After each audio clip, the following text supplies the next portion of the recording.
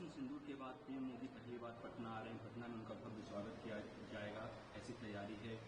नई सड़कें बनाई गई है, जगह जगह पोस्टर्स लगाए गए हैं ऑपरेशन सिंदूर के पक्ष में, सपोर्ट में। आप क्या कहेंगे इस पर? देखिए, प्रधानमंत्री हैं, साथ में भाजपा के बड़े लीडर भी हैं, सबसे बड़े लीडर हैं। स्वाभाविक है, चुनावी माहौल है, जब बिहार में आएंगे तो पार्टी या पार्टी के नेता कार्यकर्ता उसका लाभ उठाने की कोशिश करेंगे ही। लेकिन बिहार के नजरिए से जो इम्पोर्टेंट है कि बिहार के लोगों को ये देखना है कि प्रधानमंत्री के तौर पर मोदी जी बिहार के लिए क्या कर रहे हैं, बिहार के बच्चों के लिए क्या कर रहे हैं, बिहार की जो मूलभूत समस्याएं हैं उसके लिए मोदी जी क्या कर रहे हैं। बिहार में सबसे बड़ी समस्या बेरोजगारी और पलायन की है। देश में सबसे ज्यादा बेरोजगारी और सबसे ज्यादा पलायन बिहार से है, और मोदी जी इस बात को बखूबी जानते हैं, क्योंकि सबसे ज्यादा यहाँ से पलायन करने वाले लोग तो उन्हीं के गृह राज्य गुजरात में जाते हैं, काम करते हैं। मुझे ऐसा लगता है कि पिछले 10-15 सालों में मोदी जी ने बिहार के इन मूलभूत समस्याओं को सुलझाने के लिए कि बिहार में बेरोजगारी कैसे खत्म हो, पलायन कैसे रुके, उस पर कोई ठोस काम नहीं किया है।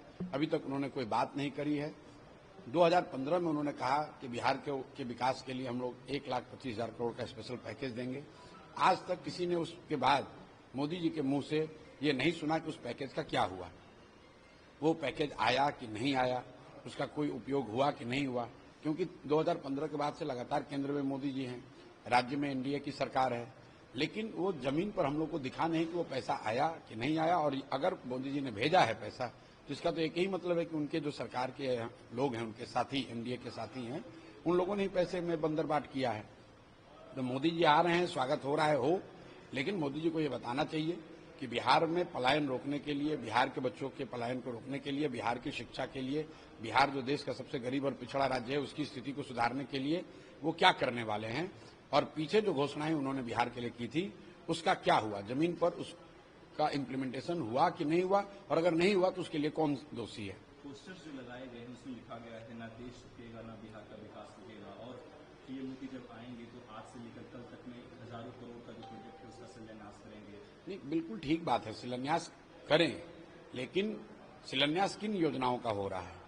शिलान्यास जिन योजनाओं का हो रहा है, क्या उससे बिहार में लोगों की शिक्षा की स्थिति सुधरेगी, बच्चों की? क्या यहाँ से पलायन रुकेगा? उन्हीं योजनाओं का महत्व है जिनसे कि यहाँ के लोगों को रोजगार मिले। उन्हीं योजनाओं का मतलब है जिससे कि यहाँ बच्चों को शिक्षा हो। उन योजनाओं, उन घोषणाओं का मतलब है जहाँ यहाँ भ्रष्टाचार रुके। मोदी जी के अपने भाजपा के लोग ही तो यहाँ मंत्री हैं। मान लीजिए कि यहाँ भूमि सर्वे को लेकर एक बहुत बड़ा 3-4 साल से विवाद छिड़ा हुआ है।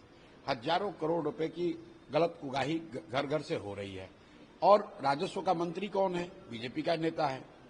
तो मोदी जी बहुत बड़े नेता हैं, शायद उनके संज्ञान में ऐसा विषय नहीं आता है, तो उनको ये जानकारी देनी चाहिए और उनको ये समझना चाहिए कि भाई भूमि सर्वे जो केंद्र सरकार से जुड़ी हुई योजना है, बिहार के बाद कई राज्यों में लैंड डिजिटाइजेशन का काम शुरू हुआ, वहां कंप्लीट हो गया, बिहार में तो नहीं हुआ।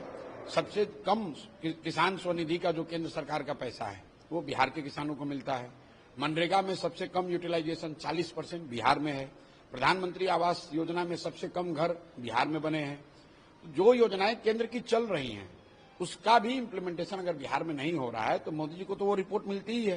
तो उनको अपने साथी, सरकार के साथियों से यहाँ पूछना चाहिए कि भाई जो केंद्र की योजनाएं हैं उसका इम्प्लीमेंटेशन बिहार में क्यों नहीं हो रहा है। बिहार के बड़े विपक्ष के नेता हैं, कोई सजेशन पीएम मोदी के लिए आप देना चाहेंगे?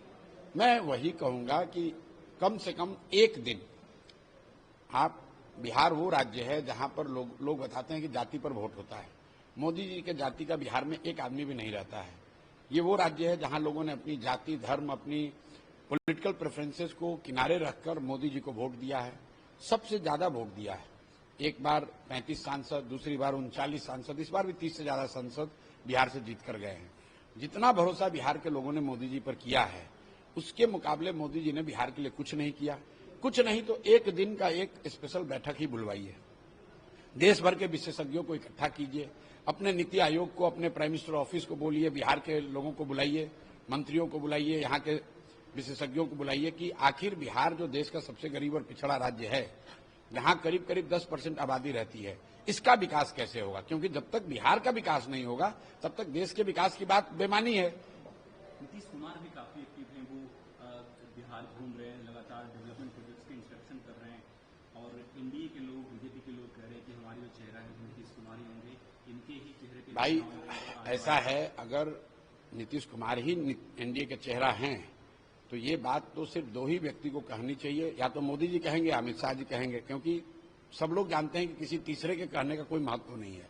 तो मोदी जी आज आ रहे हैं, उनको घोषणा कर देनी चाहिए कि 25 के बाद भी नीतीश कुमार ही बिहार के मुख्यमंत्री रहेंगे, और इस घोषणा पर मुहर जनता को लगाना है या रिजेक्ट करना है। आपको लगता है मोदी जी ऐसा घोषणा करेंगे विक्रम से कल? भाई अगर है हिम्मत तो कर दें घोषणा।